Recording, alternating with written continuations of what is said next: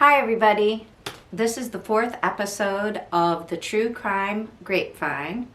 I'm your host, Patti Lee.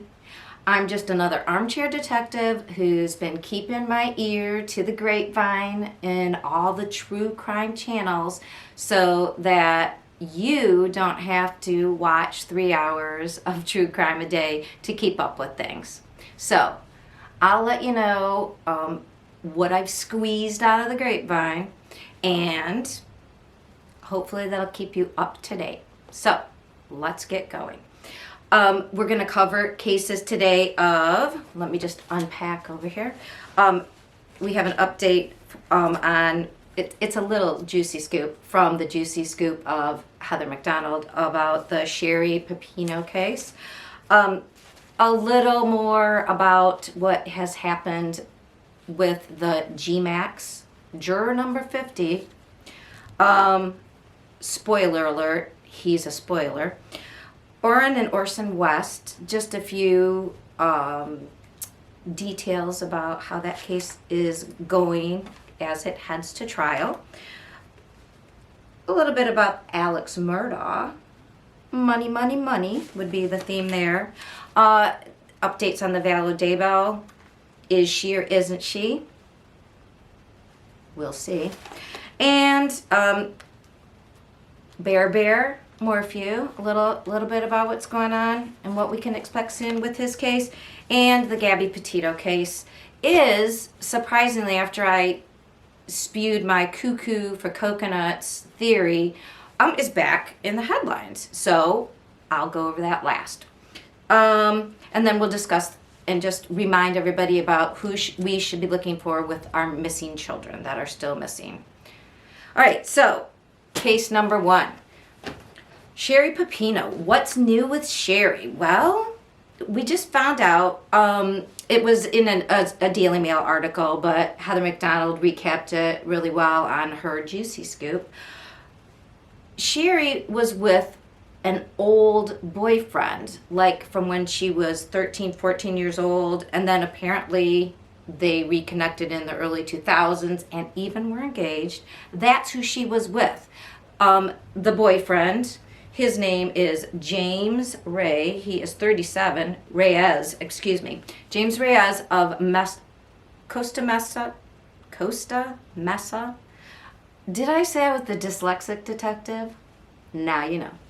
I think it's Costa Mesa. Sorry, I'm in Ohio, not California, but I will get it right with practice. Apparently, his side of the story is, look, I found a box of old stuff from my girlfriend from years past. I knew she was married. I knew she had kids. Looked her up her parents, sent the box. Maybe that's why she contacted me. She contacted me. We started texting back and forth. She said her husband was doing horrible things to her. She had reported it to the police, didn't know how to escape. So his story is he rented a car, although I think he had a friend rent the car, so it wasn't in his name, which I think kind of sounds like he knew it wasn't kosher, but rented a car, drove from Costa Mesa, 600 miles up to Redding, California, picked her up at the, outside her house at the bottom of a very long driveway, took her back to his, they had a picture of it. It says apartment, but it's like a 1-story, maybe it's a duplex, but it looks more like a house. He claims, and nothing happened between us. No relations, I was just helping out a friend. Now, if you remember from my last update, how they found out that she was not telling the truth was there was DNA on her underwear. So maybe he just did her laundry. We don't know. And he also was the one who went and got the branding iron from the Hobby Lobby. And he was the one who helped brand her. But it was all, it doesn't really make sense, right? Let's just be honest. He's got her there. She's hiding out. She's not eating very much, so she's losing weight. He comes home one day. She cuts off all her hair. She's never leaving. He has to go buy her extra clothes at TJ Maxx. It sounds like he knew or should have known. Yeah, she's hiding out. And the story was everywhere. So is he the most naive and ignorant person? Or is he complicit? I don't know if he got immunity. If he listened to Scott Reich on Crime Talk, he would know. Lawyer, lawyer, lawyer, get a deal, then tell. I don't know what he did. So we'll find out more. But it is interesting. So she is now incarcerated. She's only eating apples because dietary restrictions. I think we've heard this before with some of the January 6th people who were in jail that had, needed organic food. I'm unclear, but do not do the crime if you can't do the time. And time usually means your dietary restrictions kind of go out the window. So we know that she only weighed 87 pounds, and that's when she was staying with a friend. She could restrict her eating to get down to that kind of weight. She is a tiny person to start with, so now she's only eating apples because everything else doesn't agree with her. We will probably hear more when this goes further to trial unless she does admit what she did. But we'll find out what happens to poor Miss Sherry. But I thought that was an interesting update on this fact that she had, be careful about when your exes start asking for a lot, right? Voices from the past. My advice to everybody is move forward. Don't move backwards. And don't ever help anybody hide out and brand themselves. You might be getting into some trouble. The second update case is the GMAX trial. That guy named Jeff's friend, who was convicted of all but one count related to trafficking, and her whole case was ready, to be sentenced. Oh, a juror came out of nowhere right after everything was done. Everybody was celebrating, and talked to 3 different major news outlets saying, oh, by the way, I also was essayed. I also understand how the victims felt, and my experience, I think, swayed the rest of the jury. So if you could think of the absolute worst thing that some juror could admit to doing, well, we talked about that. Anyways, he was given immunity by the prosecution so that he could not claim the 5th, and then the judge herself questioned him. And he stuck with his strange story of, oh, I just went so fast through the questionnaire that I didn't know what I was answering. It doesn't sound logical or probable. He also he's not an idiot. He worked, his job is with the Carlyle Group, which is a financier group. Yeah, financier. Kind of like that guy named Jeff. Sort of a weird convolucence of these people, and I don't know, so he got on this trial. He also doesn't remember stuff that happened to him until afterwards and then tells everybody about it. I don't know. So the judge is making her decision. The defense says, hey, by the way, we'd also, if that's not enough, we'd also like to, we want to question the rest of the jurors. Okay, that's not a thing. You don't get to, it's like they're looking for something, like they know. In fact, there's some supposition that they're hinting that they know another juror wasn't honest. So how does the defense know all of these things about jurors not telling the truth before anybody else knows? I don't know. It seems odd.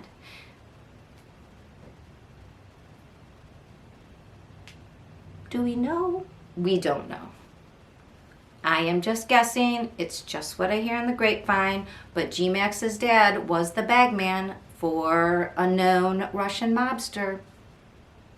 So, are all these people having connections? Can they get into jury pools? Can they manipulate the system? Maybe, maybe not, but we will see. So next week we're going to hear what the judge says about, does she get a whole new trial? That would be horrible. I'll let you know. The Orrin and Orson, or their birth names were Sincere and Classic West, the two little boys who are now assumed to have left this earth by the hands of their adoptive parents, Trezell and Jacqueline West. The defense, so as my last update, we knew that the parents had been arrested. Since that time, their defense team, they not only pled, but their defense team came out and sort of accused the DA of trying to make, trying to make this political, and they're not being, it's sort of didn't come out and accuse them of being unfair, but sort of did. The next day, the judge said, all right, gag order, which means, and specifically said, attorneys can't talk to the press. Nobody that is going to be a witness can talk to the press, and nobody in the court system that has that can handle that sees the records, that has anything to do, can talk to anybody. So hopefully that protects the case. The judge agreed, so everything is sealed at this point. From other cases, and as we talk about things, there's like before the trial, there's specific times when there are a lot of information released that has to be released per the Freedom of Information Act type things, because we're supposed to keyword there, have a transparent system. Sometimes it can be detrimental to an associated case, and they can seal things, or if it's in certain times during the legal process, they can ask to seal things. So right now, everything has been sealed. We don't know the full charging documents. So we're going to update with the Barry Morpheu case. In that case, we got this past fall the 130 page affidavit of this is why we are charging him. This is why we think he needs, this is why we arrested him. And then it went to the preliminary hearing. Another time, and then of course during the trial, documents come out, and then at sentencing, that's when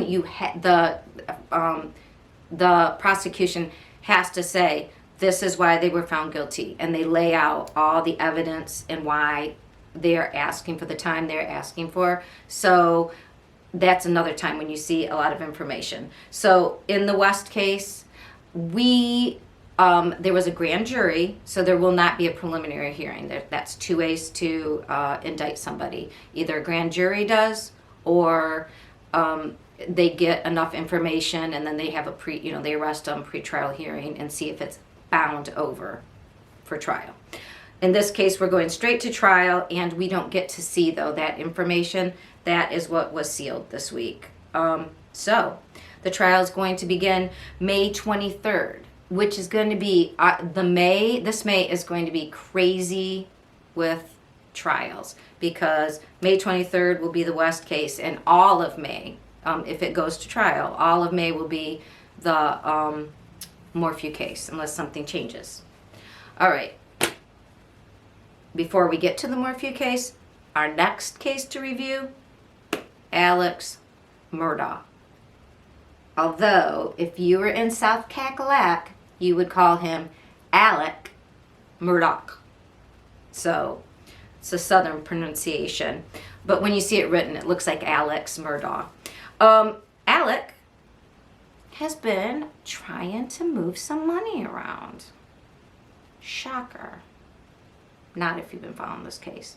So what we know is that the attorneys that have been looking and taking care of looking to get the money back for people have said, hey, look, he has somebody for him, so he can't do it because he's in jail, but somebody there was some legal filings about he doesn't want to be he's not accepting. Let's see exactly what they said. Hold on. I have to put on my fancy readers. So he's trying to sign away his rights to his wife's multi-million-dollar estate. His wife, who was murdered on the Moselle property, and that would be part of the inheritance, I believe.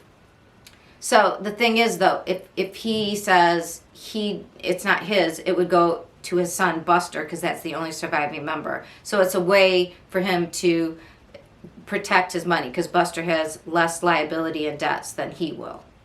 So that's a big no-no.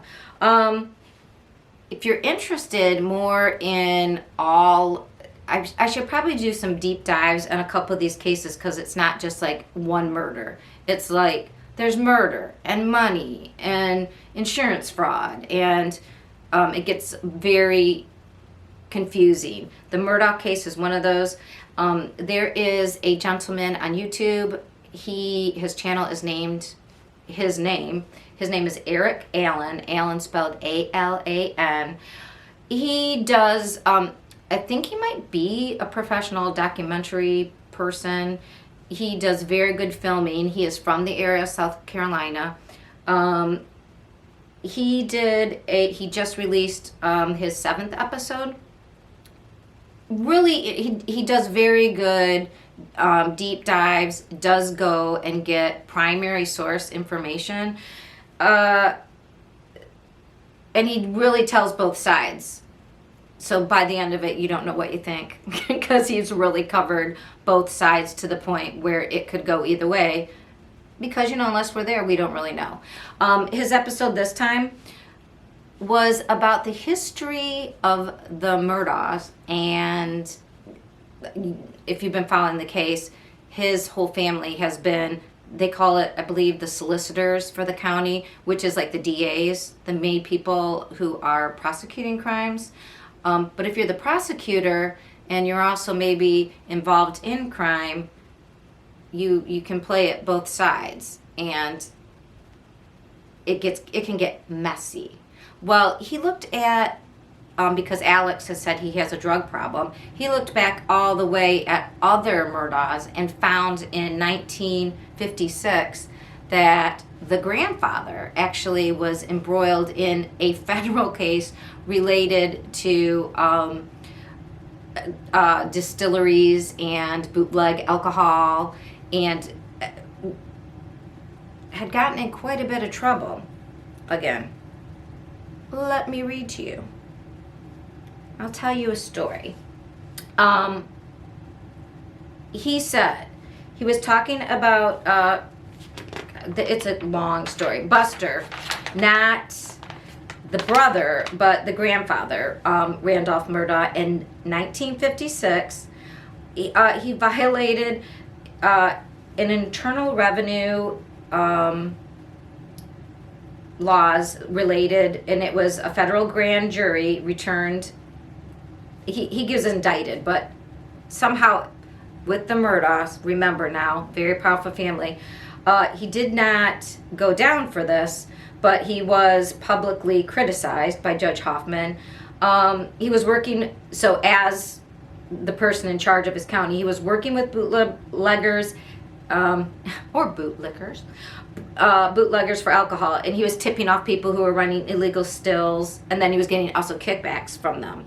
And then so Eric goes and tells, then in the next generation, in 1979, there was this jackpot smuggling thing, and involved in this is a family very close to the Murdaughs, the Boulwares, Barrett, which is interesting because this is a person that also sold Moselle to Murdaugh for $5.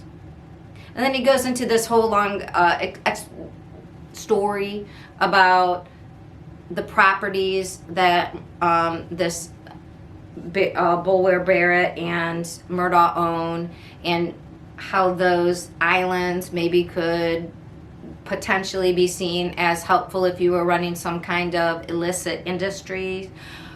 And then he turns around and says, but maybe not, I think about it. So there really is no accusation. Just a lot of supposition about what happens when this family has had power for so long, and they're in an area of South Carolina which is known for, like, historically, for bootlegging, for drug running with marijuana. Now, of course, opiates and pills. He can't directly tie any of this, except for that original, the stuff about in 1956. But it is interesting, nonetheless, and I would definitely recommend his documentary. You're not going to come out of it with a, like, oh my gosh, I can't believe this, I'm going to tell everybody. It's really just saying, hey, here's this information, it's interesting. So I would go see him. We will hear more about the Murdaugh case. So right now, the important thing to know about this week was, Alec is not getting away with moving around the money. Oh, and on the 11th, just this past Friday, one of the people involved in the Gloria Satterfield fraud, so that was his housekeeper who fell down at the Mezzo property. His scam was to get a lawyer that he knew, who he had been friends with since his days at college, would represent the person, and in this case, suing himself and his own property. There was $1 million that they got, but instead of the family representing themselves as what they call the personal representative or the PR, they changed it to this guy at the bank. And this Westerfield, his name is Westendorf, Chad Westendorf. Holy moly. You can download his whole, he was deposed, and he was sort of the middleman, but he was a witness to, now Murdaugh was not there, but the Corey Fleming, which is his buddy who represented the family against the Murdaughs themselves. The kickback was to the Murdaugh, the law firm, or to Alec directly, I guess, not the firm, but him as the lawyer. He got the money kicked back from the insurance settlement. The Satterfield family never knew, but this guy watched, and at the same time, like I said, this is so convoluted, but if you were paying attention, we first became introduced to the Murdaughs because there was a horrible, Paul and Maggie were killed. Paul is his son, Maggie was his wife. And the first thought of everybody was, it had to be somebody related to the people that Paul killed when there was a boat accident in 2019. Because a girl his own age that was on the boat died. And they're like, that has to be related. Well, they started looking at all the other stuff, and we have insurance fraud and maybe murders and deaths by accidents. It is insane. But what came out in this was that because of that death that had occurred, and because the families were suing both Paul and Alec, Alec, because he owned the boat, he was the father, he arranged quietly with a judge and his friend Corey, and then this guy who was the personal representative for the Satterfields at the bank, he said, he didn't want it on the books. He didn't want a court record of the settlement, this $1 million, like $4.3 million. Number one problem. Well, the judge, her name is Judge Mullins, also went to law school at the same time, at the same place with Corey and Alec. So very cozy. These people, I'm sure we're going to find out. Again, this is all my opinion, my speculation, but Chad Westendorf's, his deposition is available online. Google it, read it. It's like 127 pages, but he's basically like, I don't know, they told me to do this. I didn't know what I was doing. I just did it. It's kind of crazy. So, if you're intrigued by murder, money, and mayhem, the Murdaugh case might be something you'd like to learn more about. There's Mandy with the Fitz. She has the Murtaugh Murder podcast, and this Eric Allen, both really good sources if you want to catch up as to this whole huge thing. So anyways, more financial misdeeds coming out, and now we have a judge that's probably going to go down with them. So that's kind of new and kind of crazy. The Vallow Daybell case. So March 22nd is supposed to be the deadline. That was the 180 days from the last time Lori Vallow was still deemed incompetent.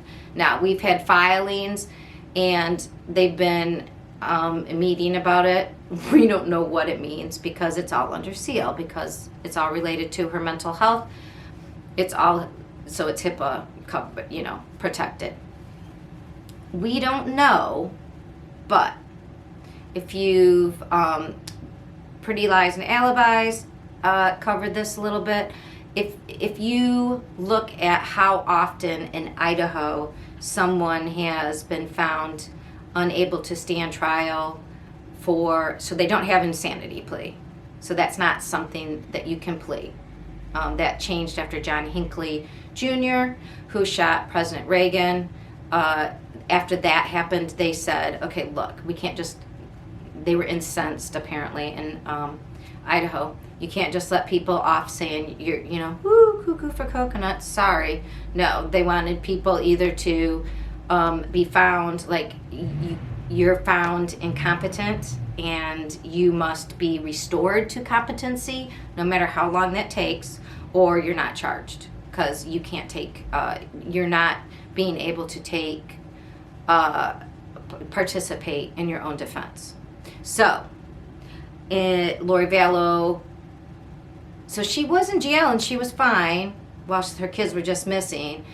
And then they indicted her and Chad for the murder of her children. And then, like a week and a half later, she was found incompetent.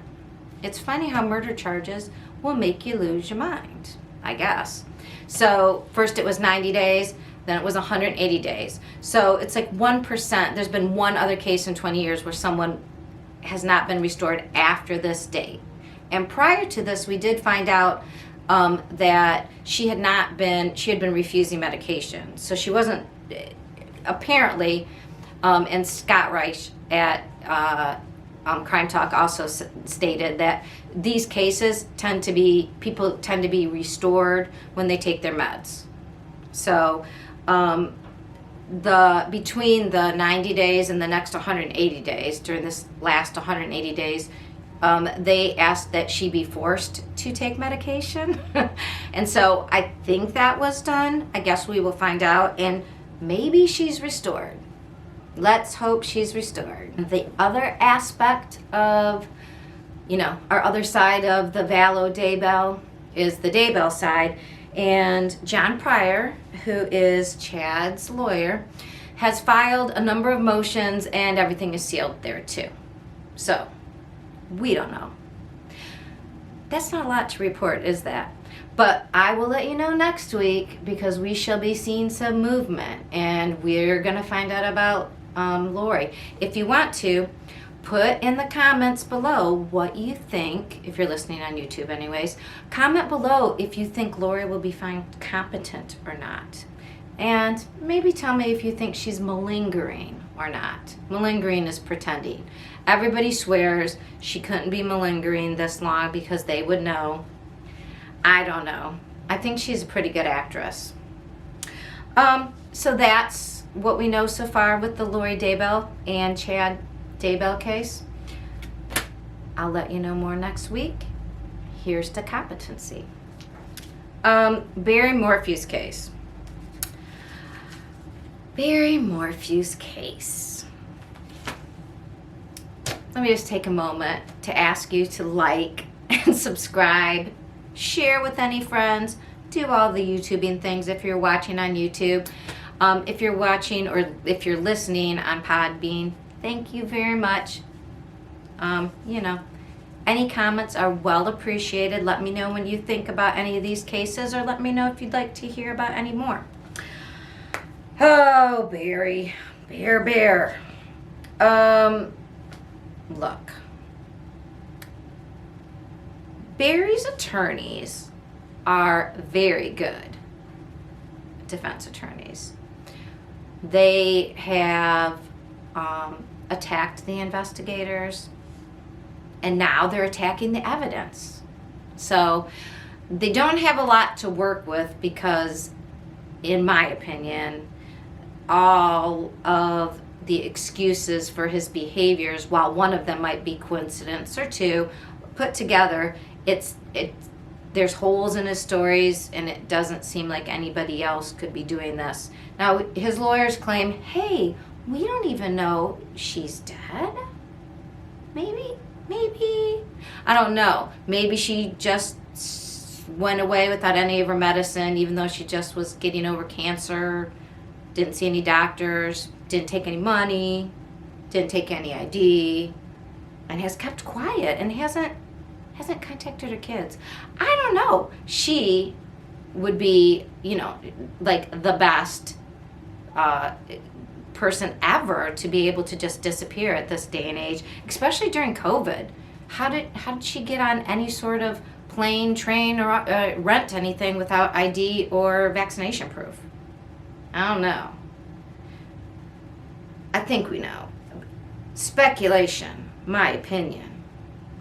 I think Barry knows.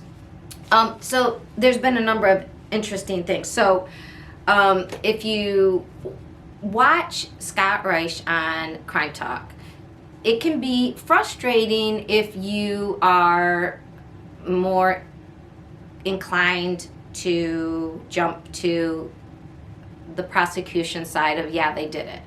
And if you ever are accused of anything, you want a good defense attorney. But also, if you're trying to win a case, you need to know both sides and both perspectives. And boy, does Scott give a great defense perspective. He explained, and I think he was the only person this week on YouTube to explain what Shrek, and it's not who you think Shrek, who we would normally think like Disney Shrek. It's a decision that was made that has to do with not letting in experts or science that isn't fully accepted as fact. So a judge will, if someone says, they say the expert witness, we don't see them as an expert. We want the judge has to qualify them. We don't see them as experts. So Barry's defense team has filed, I believe 4. So against 4 witnesses or 4 pieces of evidence that they don't believe that it is well evidenced enough to be asserted as fact. We don't know what that is. We will find out because the judge will make a ruling. They are trying to keep out, I'm guessing it might have something to do with cellular data or the telematics, because that's a newer technology, and they're going to try to say like, hey, you can't say anything about this. Now, explain his excuses for why he was doing things, because even if you think the data isn't any good, he had an excuse for it that didn't make, that then there is no evidence for that excuse. Like, there are no 83 chipmunks. There's no bodies of chipmunks found. There was no turkey ever found. There was no deer without its antlers because it wasn't the season for deers to have antlers at that time. So, again, I'm guessing that that's what they're going to say, that the expert witnesses. Oh, and the DNA, which I talked about last time, but I will reiterate. They're saying partial match DNA, which I believe, and I'm not a DNA expert, so take everything I say with a grain of salt or a whole salt lick. But a partial match is the same thing that when they know a relative, they call it a relative match, meaning that DNA came from somebody who's related to a criminal. So, and DNA can last a very long time. So this mixed partial DNA was found on the glove box. I went through this. It still upsets me because it's just the wording. If you said to somebody, so it was a relative of a criminal, so what? Are you saying that the relative had the criminal with them and they only touched that one thing? It doesn't make any sense. And it came out because of this guy, Joseph Cahill, that was a CBI investigator. And boy, if you look into his whole story, I did a little deep dive.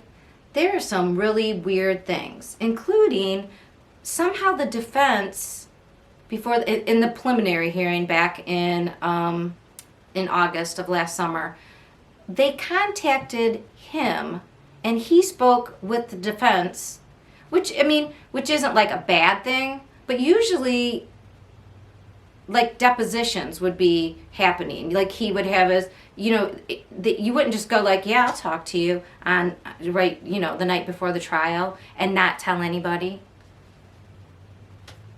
There's something weird going on with that Cahill dude. And everybody keeps reporting that there's a problem.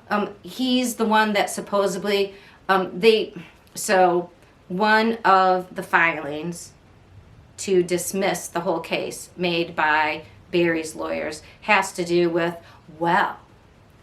this major investigator said he didn't think they had enough to get it. Like that's exculpatory. Exculpatory evidence is evidence that shows there could be reasonable doubt. But one investigator, and this investigator was gone he was an Army Reserve guy. He was gone for a portion of the time. He was a CBI, which is the Colorado Bureau of Investigations, but he wasn't the sheriff. He wasn't the police on the ground. I mean, he's an important. I mean, he was a part of the investigation, but he even had a counterpart. What's his partner's name was Derek. Let me get his partner's name for you. I think it's important because his partner's name was Derek somebody. I have so many scribblings because I couldn't believe it. Let me just tell you my overview, since I'm just gossiping here in the grapevine, and it's just my opinion, speculation. But what seems to have happened is this Cahill talked to the defense the night before, claims he didn't really have a lot of contact with the prosecution, and then got on the stand and said stuff about the DNA that made it sound screwy. I mean, it didn't sound very good. And then afterwards, the DA found out, like, what are you doing, dude? And she wasn't too happy with him because he wasn't up on the case. He didn't review what he was supposed to review, I guess. I mean, that's what it sounds like. And then, but he was reviewing with the defense. It just sounds sketch to me.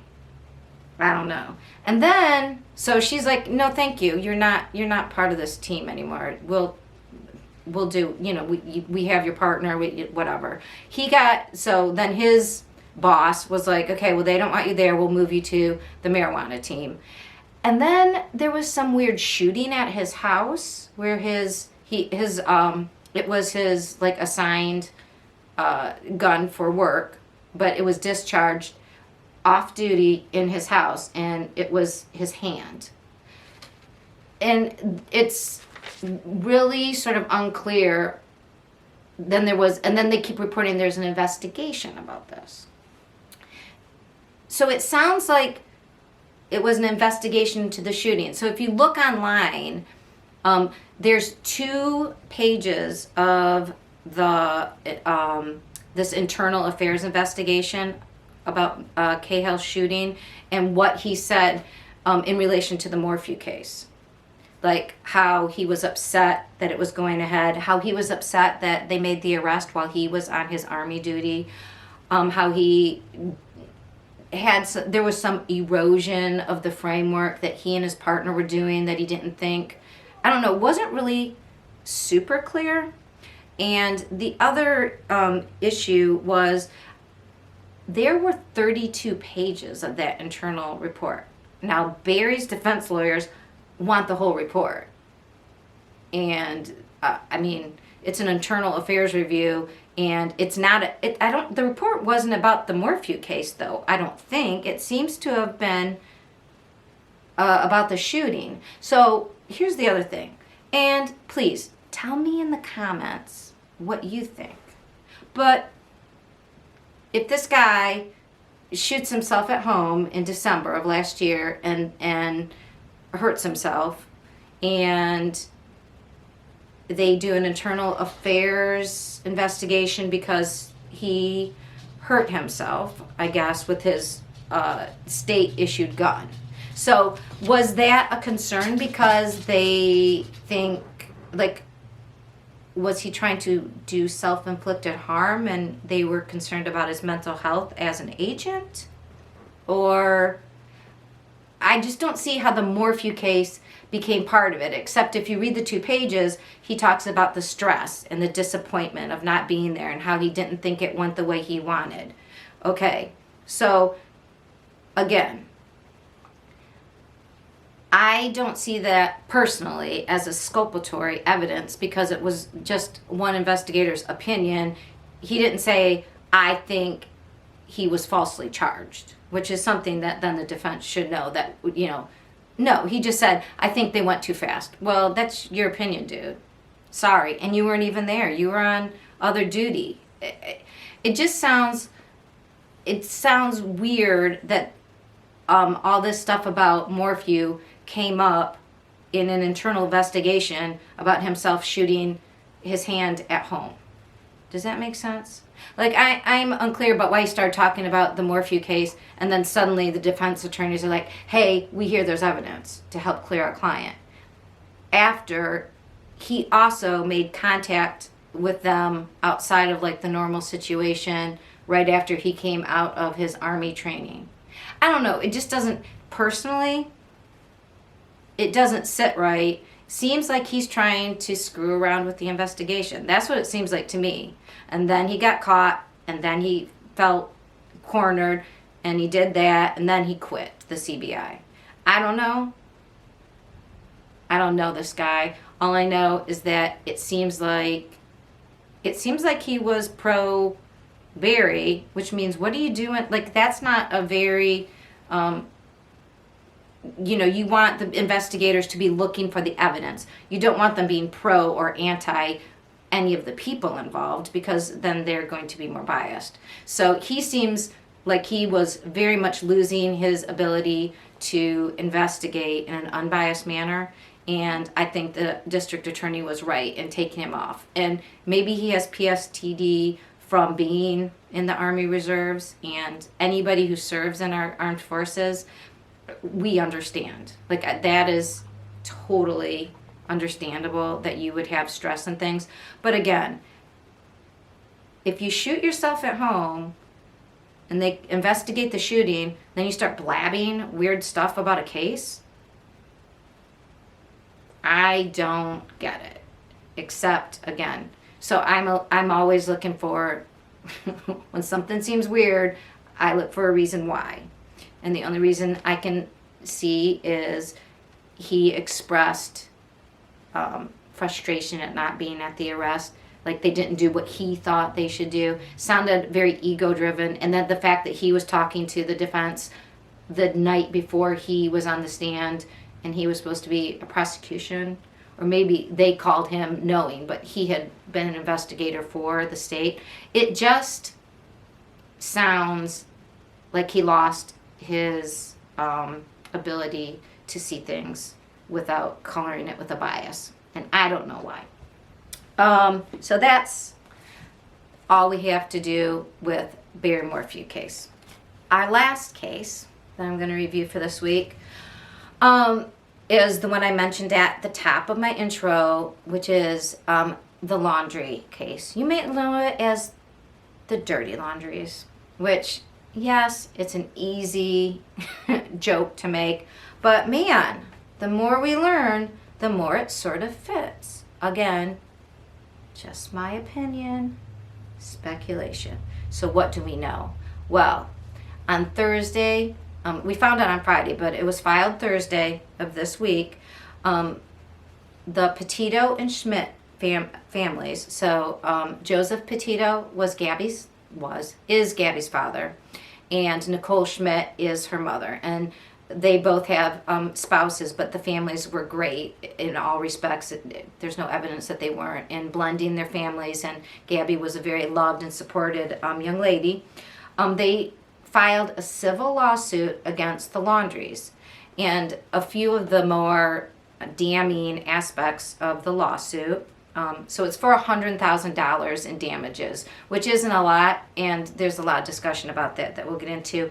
But they allege, so if you watch Emily D. Baker, shout out to another dyslexic, or at least I think that's what she claims she is, as well as what I claim. She's a great lawyer. She talks mostly about pop culture, but does anything that's in the zeitgeist that is popular. And the Gabby Petito case and Brian Laundrie search were, highly watched and visible. So she did cover it. Anyways, she did a great job explaining all civil lawsuits. And she says civil lawsuits are allegations and shade. Like, they're from the perspective of the person suing the other person, and it's not like a criminal lawsuit. It's between two people, and so when you read it with the eye of, okay, these are allegations and shade. Like, this is what they're contending, and it's not the same burden as when the state comes after an individual and has to have like more due process based evidence. So what they alleged, so these are just allegations that, but we assume they have some evidence behind it, that the Laundries knew what Brian had done to Gabby, that he called and told them that they knew as he was traveling home at some point, and they had retained, and they had retained their lawyer on September 2nd. So Brian showed up at home in Florida with Gabby's van on the 1st. Her mom had been wondering why she wasn't calling home and was starting to get upset, but she had received a text saying there was no signal in Yosemite, which she didn't really understand because they weren't supposed to be in Yosemite, and something seemed off. But that bought some time. So as he's traveling from the Teton National Park back to Florida, he's using Gabby's card along the way. So we know that. So we did not know, though, that they retained the lawyer, or it's alleged that they retained their lawyer. So basically the next day. So he arrives, I believe, at night. The next morning, they've already got the lawyer retained. And at that point, the mom's just starting to become frantic about, hey, I haven't heard from her in a couple days. Another allegation that we did not know was that Roberta Laundrie blocked Nicole Schmidt, her mom, on social media and her phone on the 10th. So about the time she probably called once or twice. They're trying to reach them because they think both the kids are missing. And, oh my God, our kids are missing. They were engaged. Gabby had lived with this family.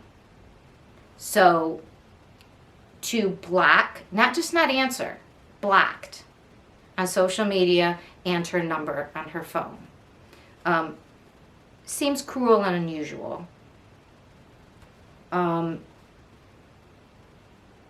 The other allegation is that they were helping Brian leave the country.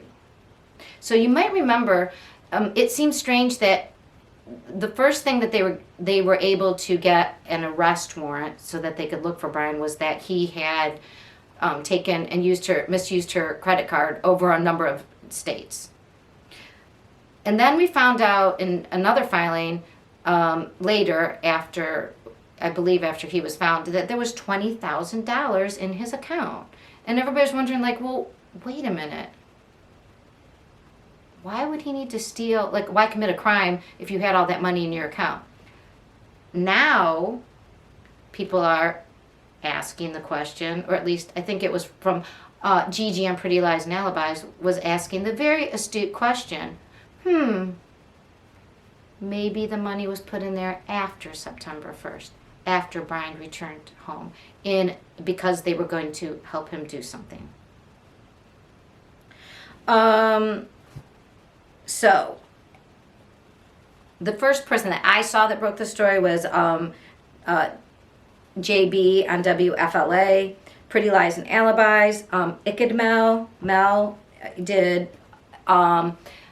They all sort of, Mel jumped on right after JB was going.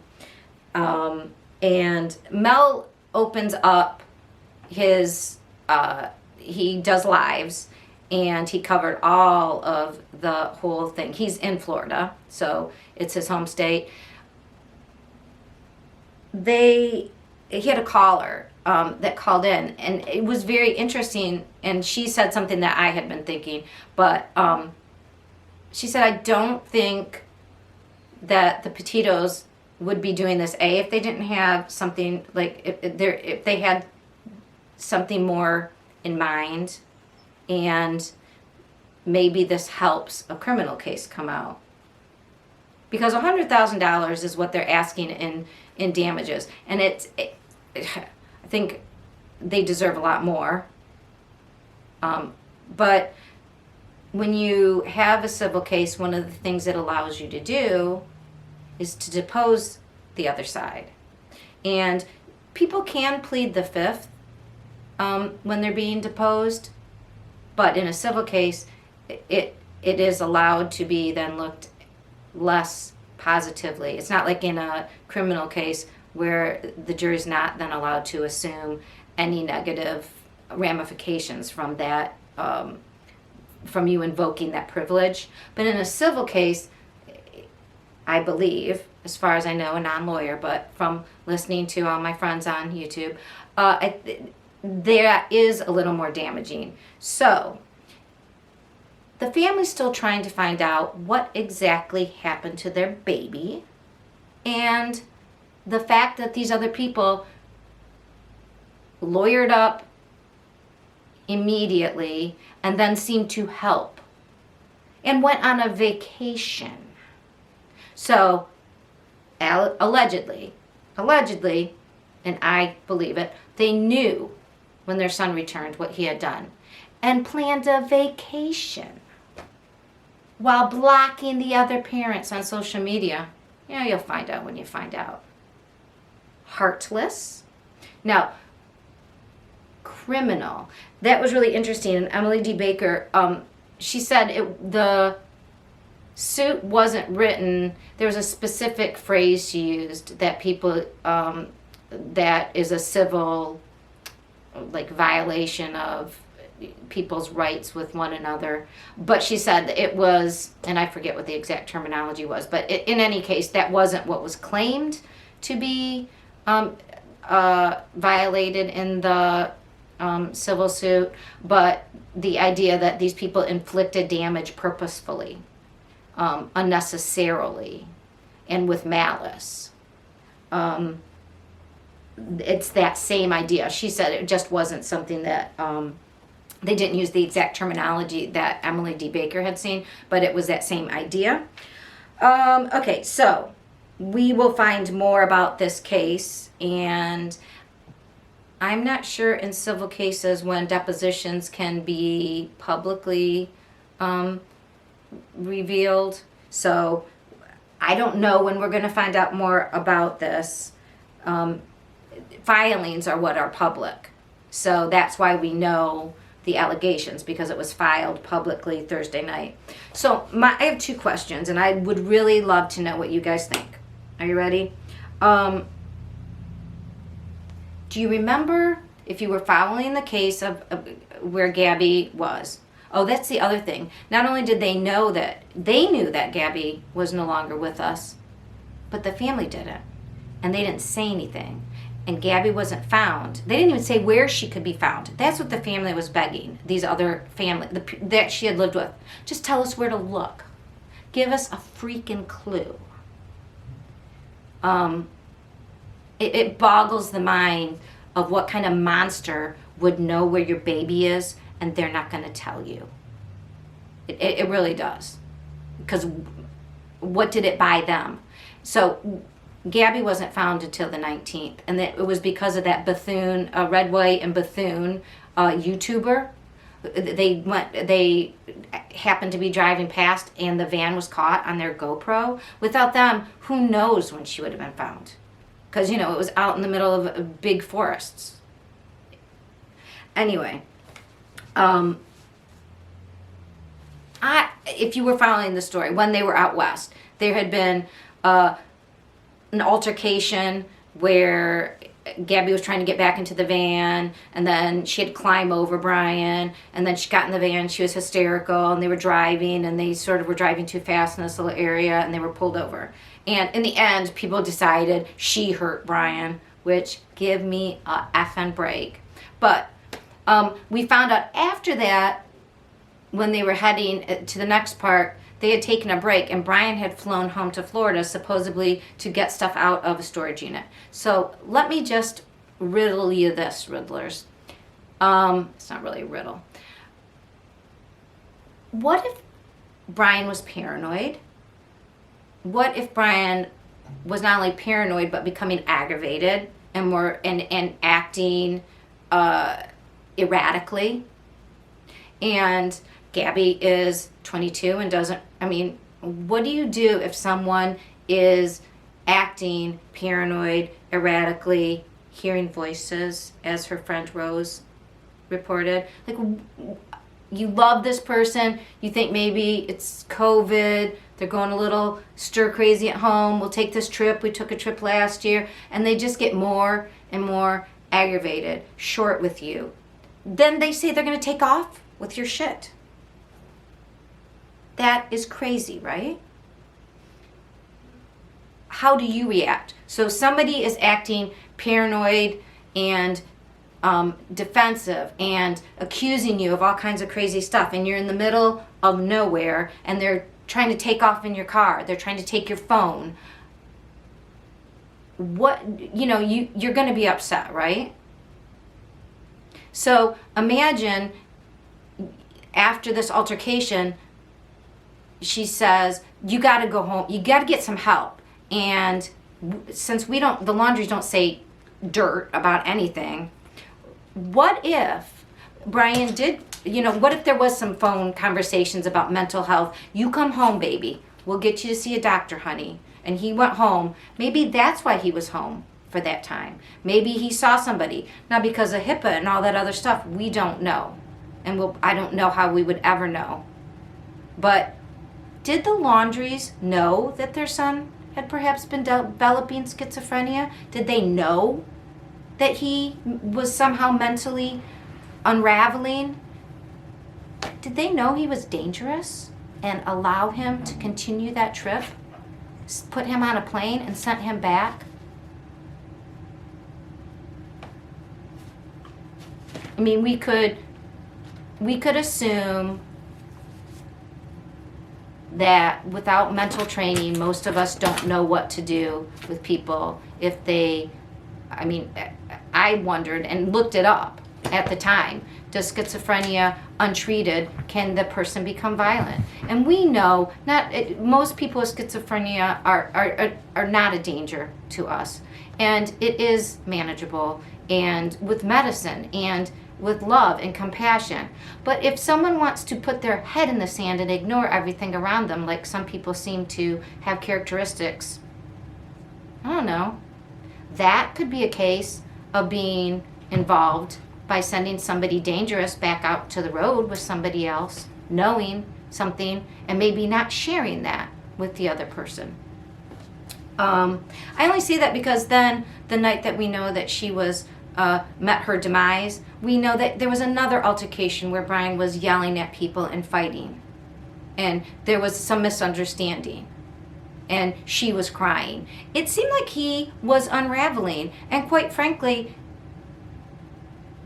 if he was sick and she's just his girlfriend and 22 years old, if there was a real grown-up who knew about this and didn't say anything, yeah, I would want to sue them civilly for putting my child in a dangerous position purposefully, and then not saying anything about it to anybody until it went off the rails. So that was one of my questions. Did they allow their child who was ill to go back and put another person's child in a dangerous situation without saying anything to anybody? And okay, and my other thought that I sort of told you in my kooky theory, but what I really wonder is, could the Laundries be criminally prosecuted because they lied to the FBI? And why do I say they lied to the FBI? Because if you look online, you can see that that car was not there, I believe, on the 14th, was the day it drove back up, or the 13th. They had gone to get the car after it had been ticketed. But they said on the 17th, oh, Brian left like 2 days before. But it doesn't work with the ticket. That ticket was from the, I'm going to say the name wrong, Makahatchee Environmental Park. So they knew where the car was, right? Because Roberta, remember, oh, it was Roberta. The police thought it was Brian, but Roberta was wearing a hat. So when Roberta came home with the car on, it was the 13th or the 14th, because Brian Enton was the one who caught the date issue, because I believe it was the 13th when everybody started watching the house, because the 10th and 11th was the weekend where the parents had been saying Gabby's missing, and then by the next week people had found out where the Laundries lived and were watching the house, and so there was lots of tape of it, and they saw when the car was there. So Roberta knew where she picked up the car, but yet on the 17th they lied. Why do I say they lied? They, through their attorney, or their attorney's a liar, said, oh, he went to Carlton Park. In fact, I looked it up. When he went to help them search, it was in Carlton, the Carlton Reserve, not the Makahatchee Environmental Park, where the car was. So they did know. And they knew where the car was, but they told them a different park, and it's 17 miles apart. So they threw off the police.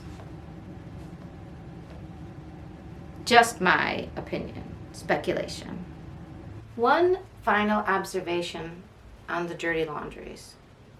The parents of Gabby Petito have asked and pleaded, why would they not tell them where Gabby was, or at least let them know where they thought the last location was? And when we think about it, there's also a pattern that they seem to, in my estimation and opinion, not have been honest about the last whereabouts of their son and his car, sending the police to the Carlton Reserve instead of the Makahatchee Environmental Park. So there's a pattern. There's a pattern of the Laundries not telling authorities where someone who is probably hurt is located. And what is that pattern? Why is that pattern? Well, as we've seen in other cases where people don't report their children missing, it's a lot harder to tell what's happened over time. The environment and, unfortunately, scavengers can harm and disrupt a body, and it makes it difficult to see what's happened. Once, perhaps we could say they didn't want to get involved. They were protecting their son. But twice, that's a pattern. They don't tell things. And there's only one logical reason, in my estimation, why somebody would not tell. Because they're looking for the evidence to be destroyed as much as possible. Allegedly. My opinion. Until next week. Hi, Armchair Detectives. Before we go, I just wanted to remind you to please keep an eye out for those children that are still missing. We are missing our friend Monkey, or Michael Vaughn from Fruitland, Idaho. He has been missing since July 27th. Hopefully I have his, this time we have our things working and you can see his missing poster. His mom, Brandy, would really like to see him at home. This looks, unlike our other cases, very much like a pure abduction. So if you're in the West or in southern Canada, western southern Canada, or anywhere, please be a lookout for any child who came in August or fall to your area, maybe doesn't have all the paperwork, was enrolled in school, or isn't enrolled in school, is being homeschooled, was adopted. Look at Monkey's picture. See if you recognize him. Hopefully he is somewhere and we can find and bring him home to his mom. Our other little friends who are still missing, Summer Wells from Tennessee. We're not sure. She was reported, as far as we know, on the day she went missing. We're not sure the exact conditions. Her home life was not the most stable, and it's unclear what the true circumstances were. But please take a look at Summer's picture again, and she would have turned 5 this year. She will be turning 6 this summer, I believe. Please, Summer Wells, look for her in, again, any child who doesn't have the correct papers when they were enrolled in school, or somebody in your neighborhood, or somebody in your church who adopted a child. Anybody who's shown up. She went missing this summer as well. Harmony Montgomery would be 7. She has a disability, a visual disability, and so she wears glasses. She went missing from the New Hampshire area. She was reported 2 years afterwards, which we know what that typically means, but still, please look at her face, look at her picture. Again, this would have been over 2 years ago, but just think if somebody somebody wearing glasses with, dirty blonde hair, has been around newly, didn't have the right paperwork in school. These are the kids we're looking for, those situations. And Cody Bigsby from Virginia is still missing. We're not sure how long he's been missing. His father, again, said since January 31st, but the police are looking back as far as November.